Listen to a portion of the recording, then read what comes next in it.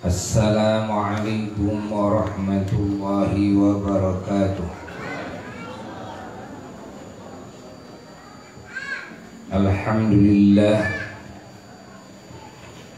wa afdhalus salati wa atammut taslimi ala sayyidina wa nabiyyina wa maulana Muhammad wa ala alihi wa sahbihi wa mawalah. Wala hawla wala quwwata illa billah. Amma ba'du fa ya ibadallah, usikum wa nafsi bitaqwallah faqad fazal muttaqun.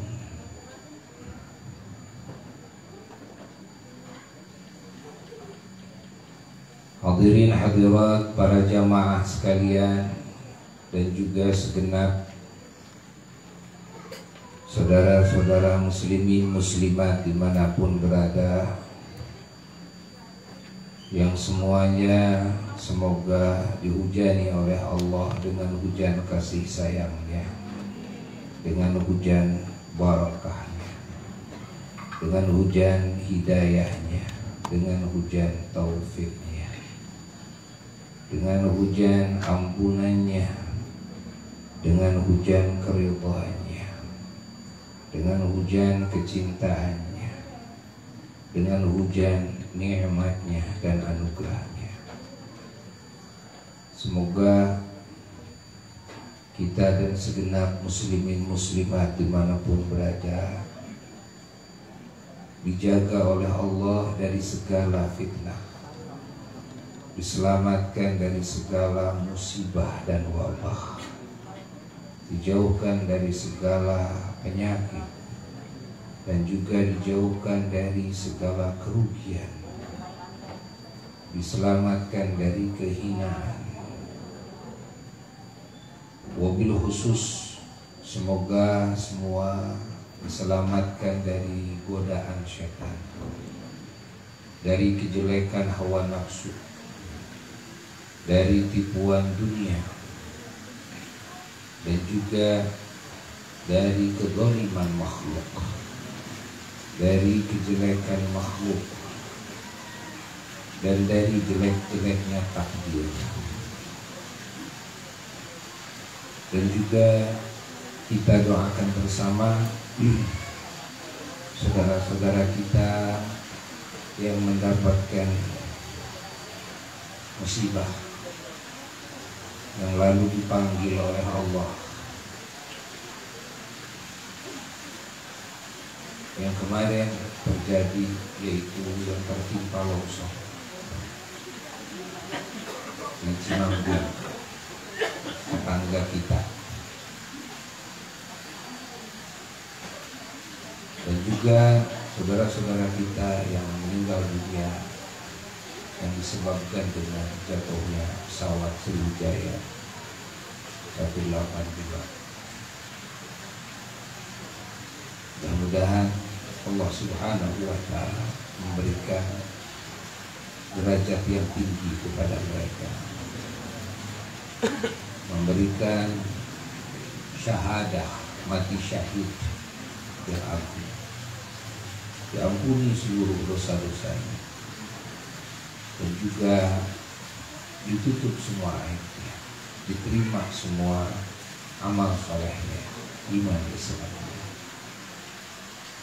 dan juga semoga dimasukkan ke surga yang tertinggi, selamatkan dari azab Allah, selamatkan dari fitnah kubur dan azab kubur. Juga saudara-saudara kita yang meninggal dunia dikarenakan COVID dan juga dikarenakan warna-warni faktor penyebab, semua saudara-saudara kita doakan terus ya.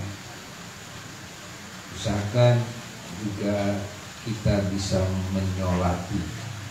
mensolati saudara-saudara kita yang wafat ya, walaupun tidak berjamaah. Sholat oleh kita walaupun tidak tahu namanya tidak apa-apa. Ya, niat nyolati ya. Hamba-hamba Allah yang wafat karena longsor umpamanya di Cimanggu semuanya, kan? Walaupun tidak tahu nama, niat kita nyolati ya, saudara-saudara kita muslimin muslimat yang wafat karena jatuhnya pesawat segitu. Kita aja berbaik takbiratin 4 takbiran fardu kifayah ada di barisan Allah. Kalau jadi makmuman ada imam, kalau jadi imam ada mayyit ghaib.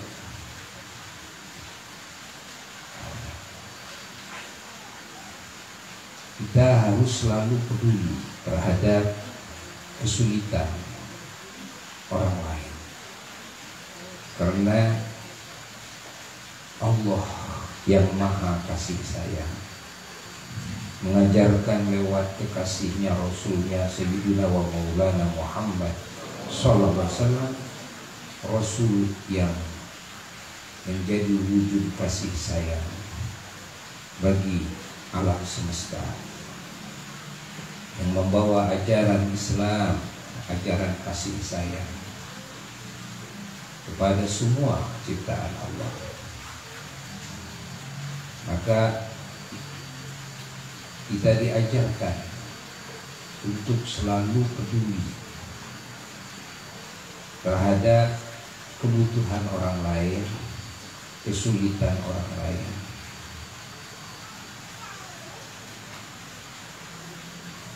Ini ajaran Islam. Setidaknya dengan cara mendoakan. Itu setidaknya. Andai kata kebutuhan mereka butuh dana, di mana kita mampu, ya, bantulah dengan dana. Di mana mereka butuh bantuan tenaga, bantulah dengan tenaga kita. Di mana mereka butuh solusi-solusi, pengalaman-pengalaman, ya. Walaupun dalam urusan kerja, bisnis, umpamanya apapun kemaslahatan hidup, kasih solusi. Di mana mereka membutuhkan pengetahuan agama apalagi, kan? Ajari mereka apa yang mereka tidak mampu, yang betul-betul tidak mampu, ya. Berbeda dengan menghadapi orang-orang yang neko-neko. Bagaimana neko-neko? Karena terjadi juga dia sebetulnya mampu bekerja, tapi sengaja dia tidak bekerja karena dia kan ingin menghasilkan duit, umpamanya hanya dengan cara meminta-minta. Nah, itu lain. Kalau memang yakin kita tahu. Tapi kalau memang kita tidak tahu, kan, maka kita husnudzon. Nah, walaupun dia masih muda, kuat, boleh jadi saat itu dia tidak mampu. Boleh jadi ya saat itu dia tidak punya, walaupun dia punya, ya, kaya, ya boleh jadi dia sedang melancong dan dia tidak mendapatkan solusi saat itu, ya. Di negerinya, di provinsinya, gitu kan, dia serba ada. Tapi ketika dia lagi melancong, ya, dia mendapatkan kesulitan yang butuh bantuan hatta dalam dana, ya, hatta dalam dana. Sehingga zakat pun juga sah diberikan kepada orang seperti itu, walaupun di rumahnya kaya raya. Tapi dia tidak bisa, saat itu dia butuh bantuan, ya. Masya Allah, agama Islam agama rahmah, agama Islam agama ihsan. Apa ihsan? Agama peduli, selalu siap membantu dan berbuat kebaikan kepada siapapun. Itu arti ihsan. Ihsan itu dari kata ahsana yuhsinu ihsana, artinya Ya, di antara makna ihsan adalah berbuat kebaikan, ya, yang disuguhkan kepada yang lain, ya, ihsan. Agama Islam agama ihsan, bukan agama ingin dibantu orang lain, ya, bukan agama ingin diperhatikan orang lain, bukan agama ingin diberi, ingin dihormat.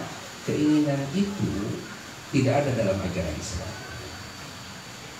Ingin dipuji dan sebagainya. Soal orang lain berbuat kebaikan kepada kita, menghormati kita, marhaba ahlan wa sahlan.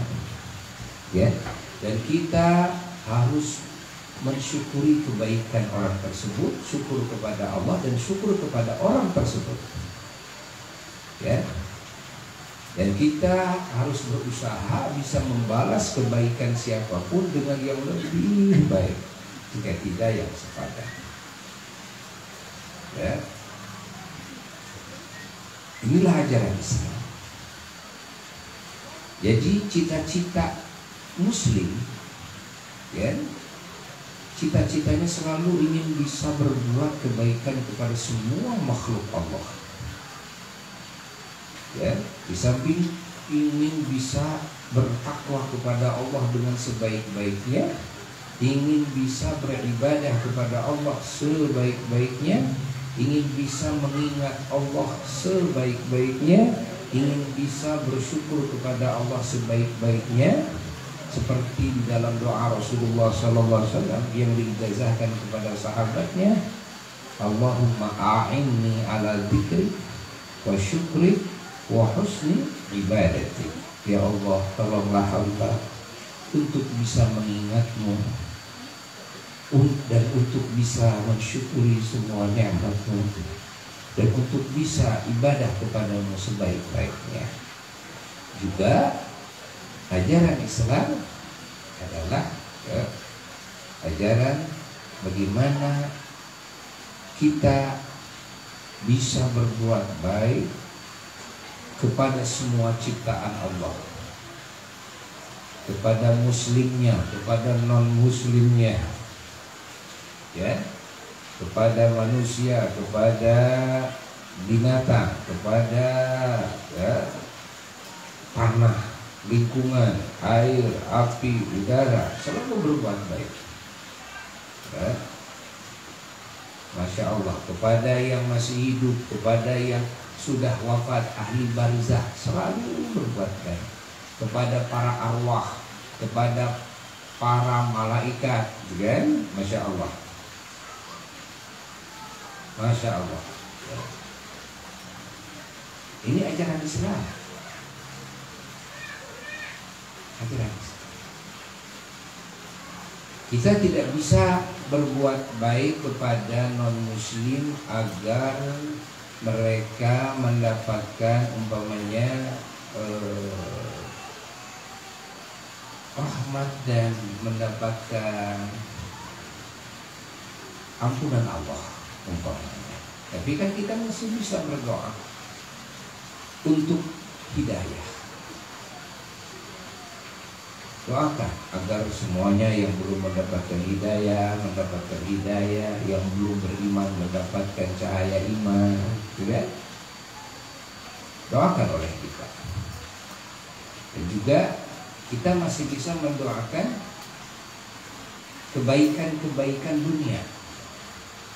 Urusan kenikmatan dunia boleh kita mendoakan kepada mereka, saudara-saudara kita non-muslim, tentang keselamatan dunianya, juga urusan ekonominya, urusan kesehatannya, juga bisa dapat pahala, kita dapat pahala, ya. Dan kita membantu dengan harta tenaga kepada non muslim sekalipun dapat pahala,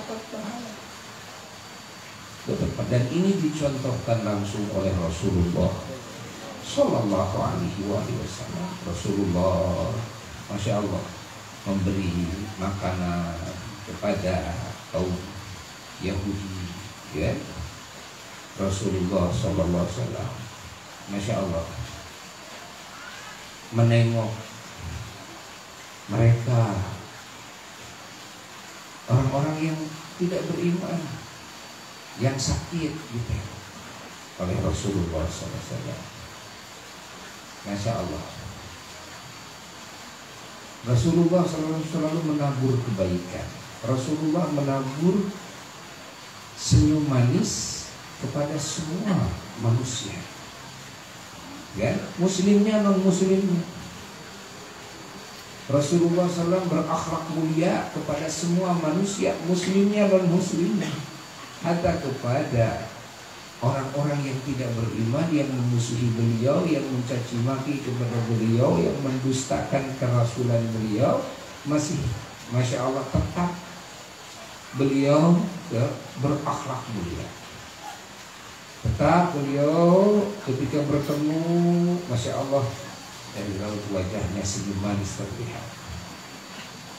Masya Allah, seolah tidak ada masalah, seolah bertemu dengan orang-orang yang berbuat kebaikan kepada beliau, ya.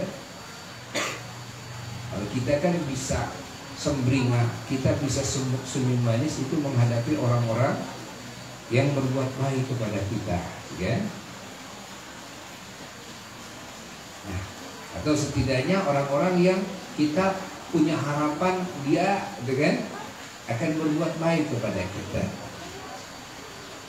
Nah, kita tidak bisa berakhlak mulia, senyum manis kepada orang-orang yang kita tahu bahwa dia membenci kita, bahwa kita memusuhi kita, bahwa dia memusuhi kita.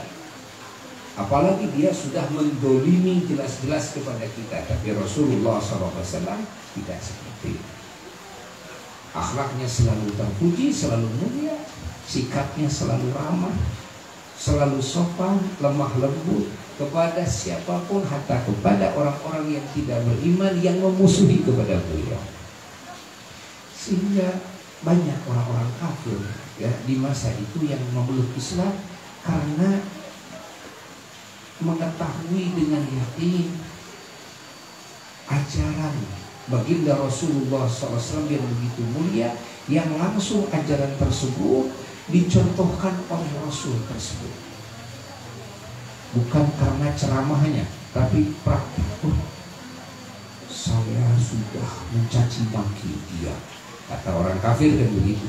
Saya sudah memfitnah dia, saya sudah mendustakan dia, bahkan saya sudah mendolimi dia, sahabat-sahabatnya saya bunuh, gitu kan?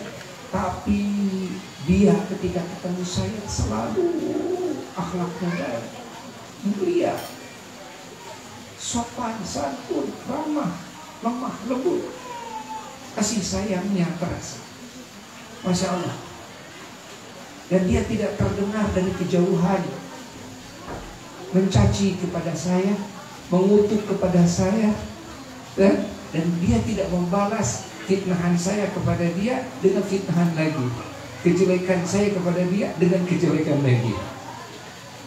Masya Allah, dia selalu berbuat baik kepada saya, dan dia selalu mengajarkan kepada keluarganya dan sahabatnya harus seperti itu. Dan dia mempraktekannya. Dia langsung menjadi bukti nyata, contoh yang konkret bahwa ini benar-benar ajaran yang agung, di mana manusia di muka bumi tidak ada yang memiliki akhlak seperti ini. Allah, ini betul-betul seorang utusan Allah. Ini betul-betul seorang Nabi Allah.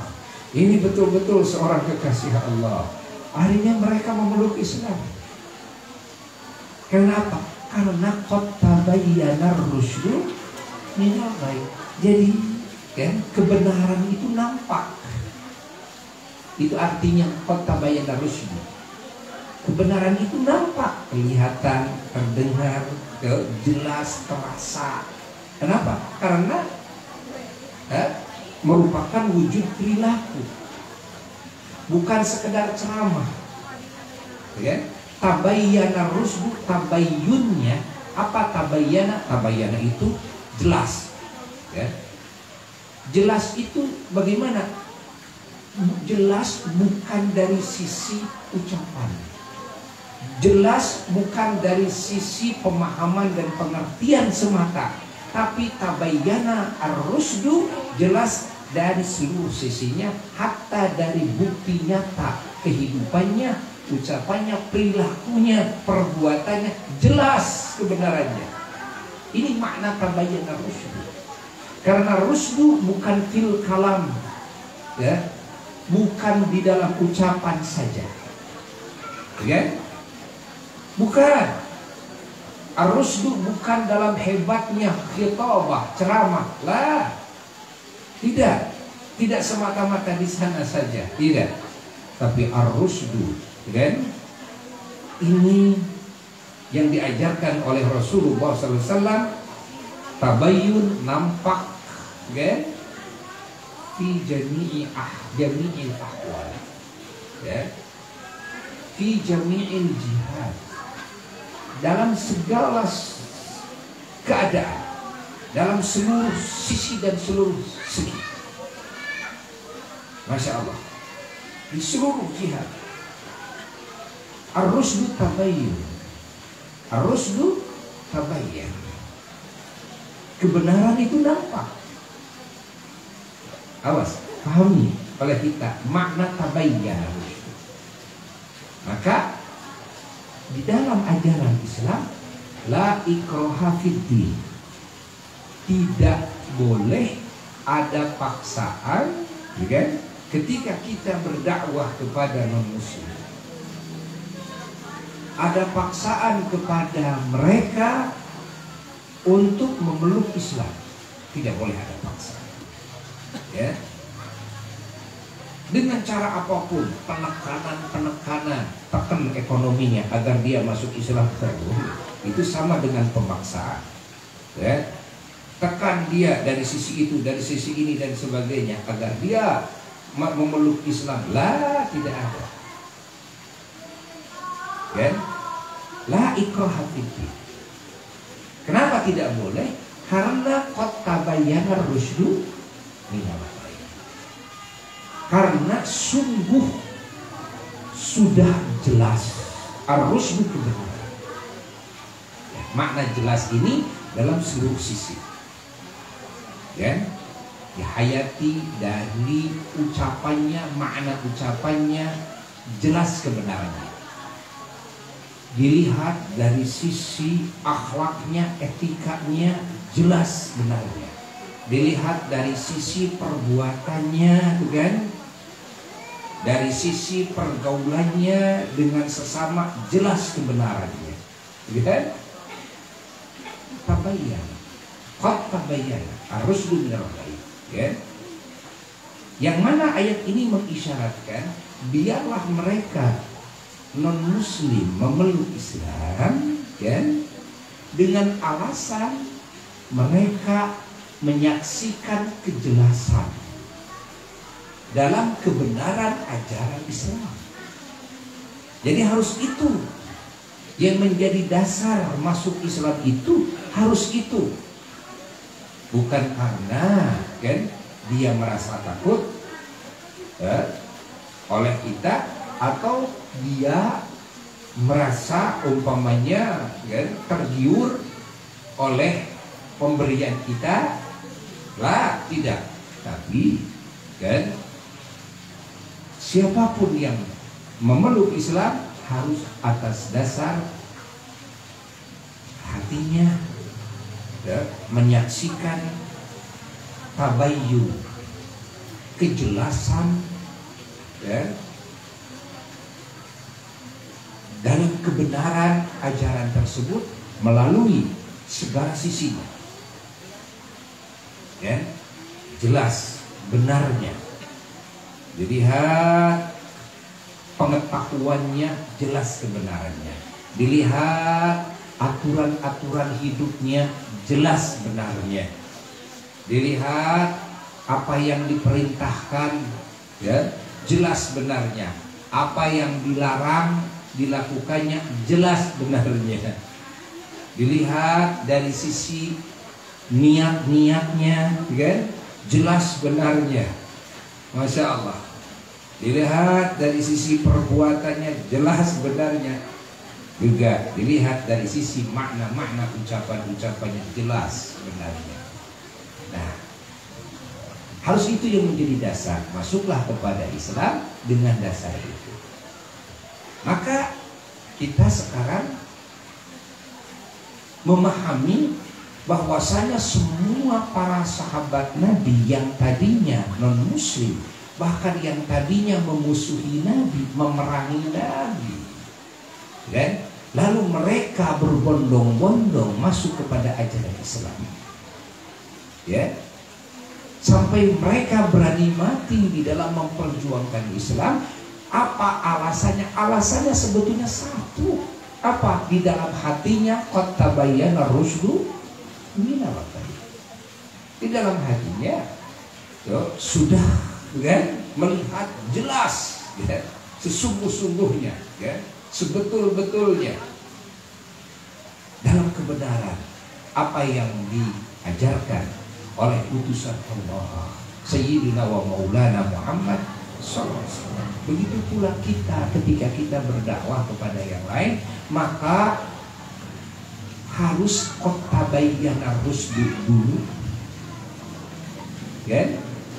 Ilmu yang ada dalam dada kita harus qad tabayyana rusdu dulu, harus jelas apanya, sungguh-sungguh jelas apanya, kebenarannya.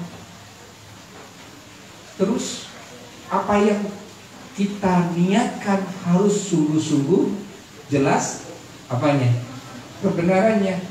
Apa yang kita ucapkan harus sungguh-sungguh jelas kebenarannya. Apa yang kita perbuat juga harus sungguh-sungguh jelas kebenarannya. Semua etika kita, akhlak kita, kan, harus jelas-jelas apanya, kebenaran. Sehingga ya, saudara-saudara kita yang mereka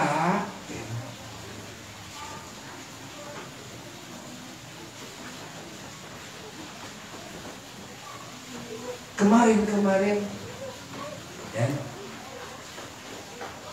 anti kepada ajaran Islam, anti kepada Quran, anti kepada Allah, anti kepada Kanjeng Nabi Muhammad SAW, anti kepada muslimin, ya, umat Islam. Sekarang, ya, sekarang mereka bisa mencintai Allah, mencintai Nabi Muhammad SAW, mencintai Al-Quran, mencintai ajaran Islam, ya, karena kesaksiannya, ya,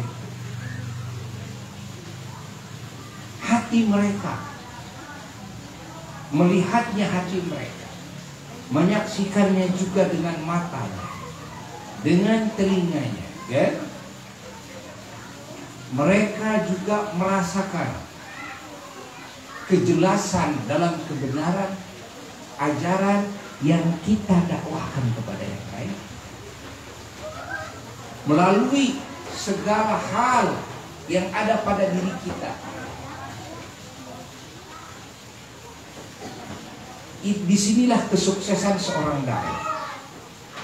Kesuksesan seorang dai bukan Rasulullah Shallallahu Alaihi Wasallam yang hanya didagangkan kebaikannya, bukan ajaran Islam saja yang hanya dipublikasikan dengan kebenarannya dan keistimewaannya. Bukan. Kesuksesan dai ketika kebenaran dan keagungan ajaran Allah dan Rasulnya itu sudah menjadi wujud akhlaknya, sudah menjadi wujud perbuatannya, sudah menjadi wujud niat-niatnya, sudah menjadi wujud pemikirannya, Masya Allah, sudah menjadi wujud segala sesuatunya. Pahami? Di sini kesuksesan dai. Kegagalan dai, ingat, di antaranya adalah ketika hanya bisa mendagangkan, kan, keagungan Allah dan Rasul saja, sementara dirinya jauh, betul? akhlaknya, perbuatannya, ucapannya dari ajaran Allah dan ajaran Rasul tersebut, lalu berdakwah. Dan apa nanti akibatnya? Akibatnya orang tidak percaya. Akibatnya orang memperolok-olok kita, kan? Walaupun mungkin tidak diucapkan, tapi cukup di dalam hati, kan? Mereka berkata, ya, bisa aja ya orang ngajak pada kebenaran ajaran Islam yang agung-agung, sementara dia sendiri itu kan nggak mau bayar utang, sementara dia sendiri bawahnya, kan? Nah itu dan ini dan sebagainya. Ini kegagalan dakwah. Jadi tidak cukup hanya mendagangkan kebaikan, hatta kebaikan Allah dan Rasulullah SAW bukan tidak baik. Tetap kita harus mendagangkan keagungan Allah dan Rasulullah SAW, keagungan ajaran Allah dan Rasulnya SAW. Namun, kan, ini tidak akan bisa gol. Dan ini akan menjadi cemoohan ketika kita sebagai Muslim tidak terlebih dahulu, ya, bisa mewujudkan kebenaran tersebut di dalam segala hal kita.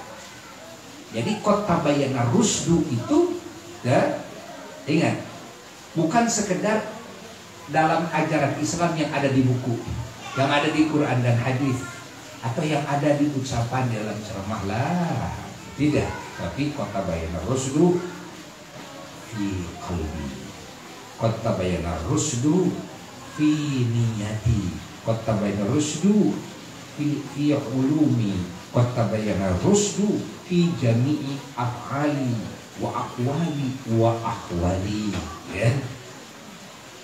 Baru, ya, ini akan menjadi magnet yang sangat dahsyat. Ini yang disebutkan oleh Rasulullah SAW, yang disyaratkan oleh beliau dalam hadisnya, lisanul hal aqwa, dalam sebagian riwayat afsahu min lisanil maqal. Lisanul hal, kan, lisan, kan, bukti perilaku. Hal itu begitu. Lisan bukti perilaku. Dan aqwa itu jauh lebih kuat dalam pengaruhnya, ya, kepada hati orang-orang yang didakwahi, ya, kepada hati orang-orang yang didakwahi jauh lebih kuat, ya, meresap kepada dada hati orang-orang yang didakwahi. Lisanul hal itu, ya. Apa lisanul hal? Lisan bukti bukti akhlak, ya. Min lisanil maqal, ketimbang lisan ucapan kita. Ya. Lisan ucapan kita juga ada pengaruh, ya. Tetap harus dijalankan, mau'idhah hasanah ini harus dijalankan. Ini lisanul maqal, mau'idhah hasanah. Tapi ada yang lebih kuat dari mau'idhah hasanah. Apa? Uswatun hasanah. Kalau uswah artinya seluruh perilaku kita harus jadi suri tauladan. Akhlak kita harus jadi suri tauladan. Ya. Ini lebih kuat pengaruhnya ketimbang ucapan kita, mau'idhah hasanah kita. Nah, maka kita bisa menebak, ya, bisa menebak. Oh, ya. Jadi, oh, pantesan anak saya, pantesan istri saya, ya, dinasihati dan sebagainya, kok nggak laku-laku, malah mencemoohkan saya, ya, malah membalik-balikan kepada saya. Oh, jadi saya baru bisa mau'idhah hasanah, belum bisa menjadi uswah hasanah. Allah.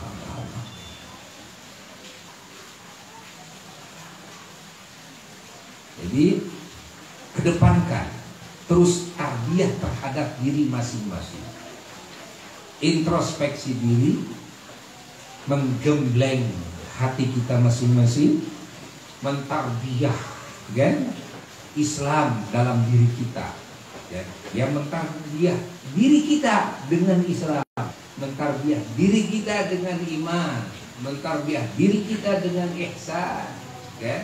Tarbiyah terus tarbiyah, dahulukan ini, dahulukan. Adapun untuk yang lain itu sisanya saja. Yang lain mengikuti marhaba ahlan wa sahlan. Yang lain tidak mengikuti, yang terpenting saya yang harus selamat. Saya yang harus jadi ahli surga. Saya yang harus mulia. Saya yang harus mendapat ridha Allah, cinta Allah. Saya, kan? Maka yang harus benar saya. Yang harus imannya kuat saya. Yang harus akhlaknya terpuji saya, kan? Yang harus penuh dengan ilmu Allah, dada saya bukan dada orang. Yang harus banyak amal soleh ya saya, ya. Yang rajin wirid, baca Quran, sholat saya. Sesisanya orang lain. Orang lain ikut marhaba, orang lain tidak ikut, ingat, ya. Yang paling pokok, bukankah kita yang membutuhkan selamat? Bukankah kita yang membutuhkan ingin menjadi ahli surga? Maka yang harus didahulukan adalah diri kita.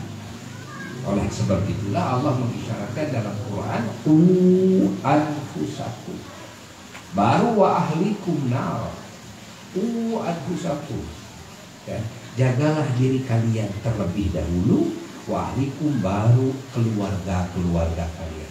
Diri kalian dulu, jaga dari api neraka, baru keluarga kalian. Ini konsep anfusakum wa ahlikum nar, kalau diterapkan oleh setiap muslim maka akan berhasil dalam dakwahnya, akan berhasil di dalam nasihatnya, akan berhasil di dalam tablignya, akan berhasil dalam taklimnya, pendidikannya, dalam tarbiyahnya, akan sukses. Kenapa? Karena dirinya, ya, sudah menjadi uswah, karena dia terus mengutamakan, menggembleng tarbiyah dirinya sendiri, sudah, ya, sampai kepada, ya, apa yang diharuskan, ya, maka baru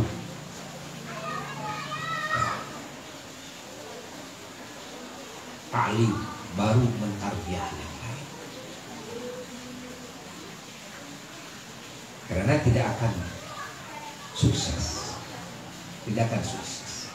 mencetak orang-orang soleh kalau kitanya tidak terlebih dahulu menjadi orang soleh. Tidak akan bisa mencetak seseorang jadi ulama kalau kita sendiri ilmunya masih kosong dari ilmunya para ulama. Kita sendiri belum memiliki sifat-sifat keulamaan. Tidak akan mungkin menggembleng seseorang menjadi wali Allah, makrifat kepada Allah, kalau kita sendiri belum makrifat kepada Allah terlebih dahulu. Ya, paham? Allah. Ya. Jadi sebelum berbicara membangun kesolehan di anak, kan, maka kita harus terlebih dahulu membangun kesolehan di orang tua. Nah,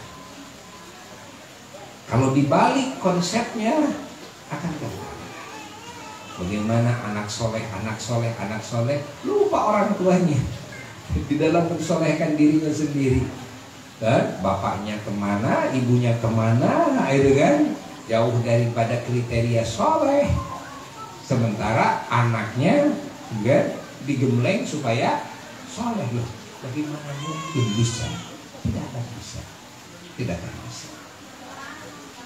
Nah, lalu ada yang bertanya, masih adakah solusi ketika saya sebagai orang tua merasa belum soleh tapi anak saya ingin soleh? Kata Buya, tetap akan gagal. Kenapa? Karena anak selalu menyaksi ketidaksolehan orang tuanya.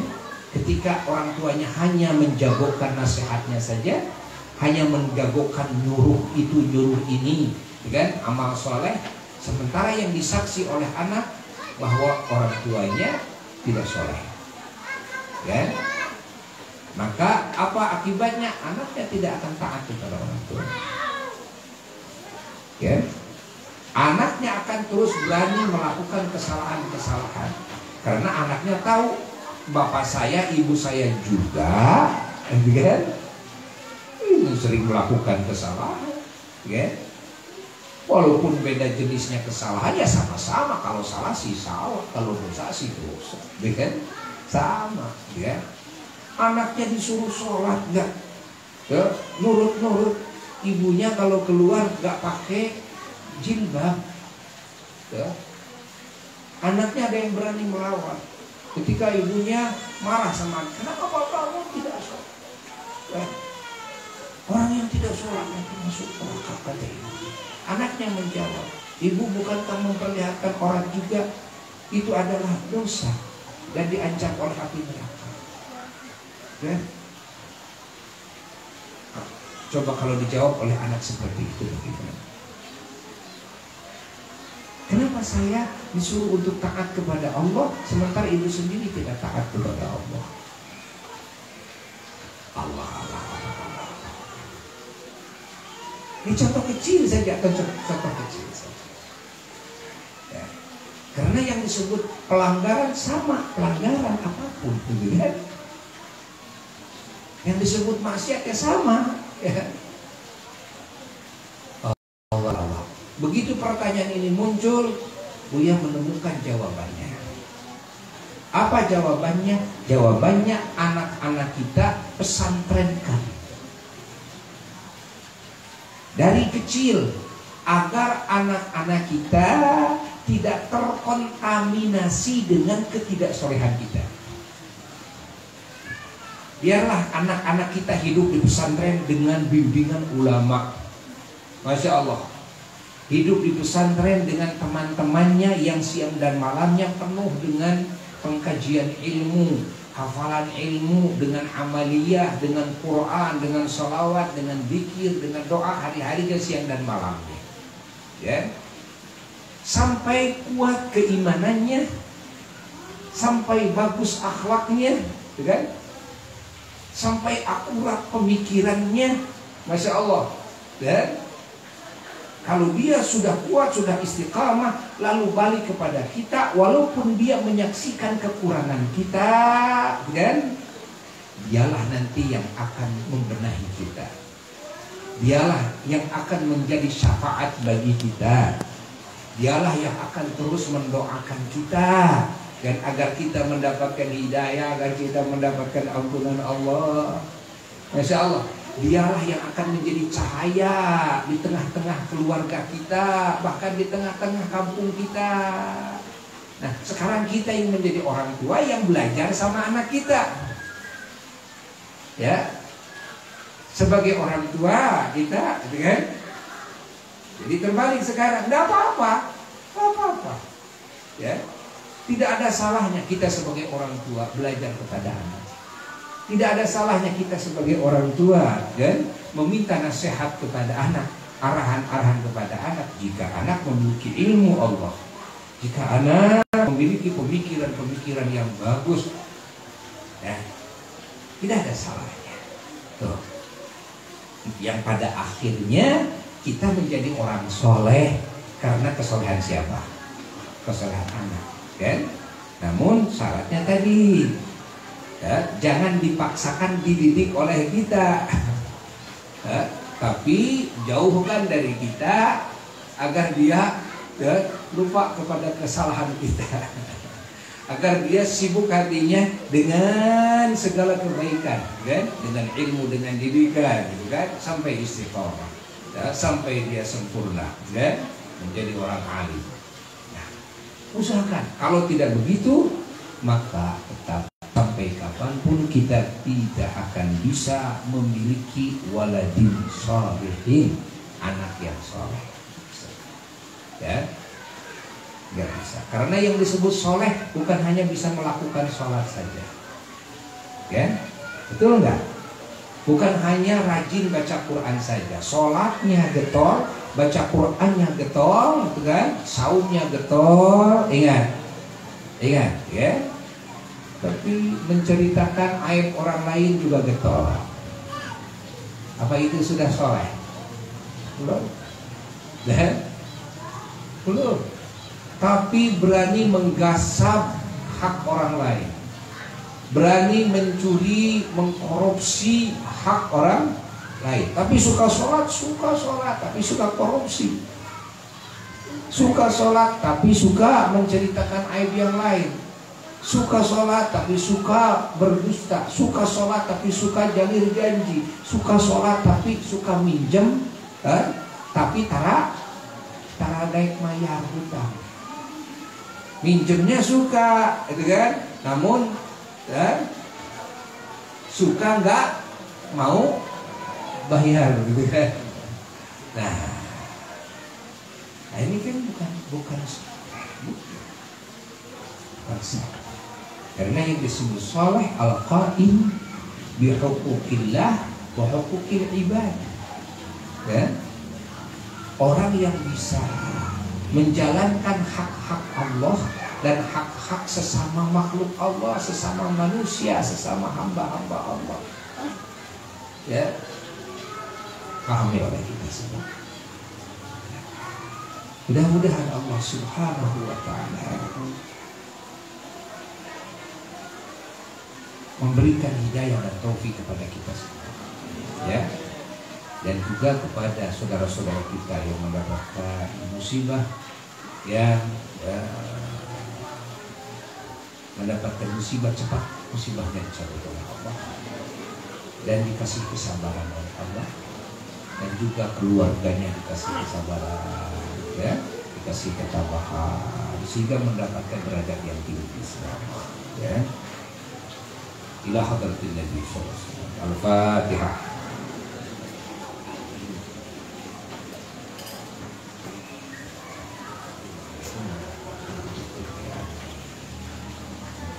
Sekian yang bisa saya sampaikan, mohon maaf dari segala kekurangan.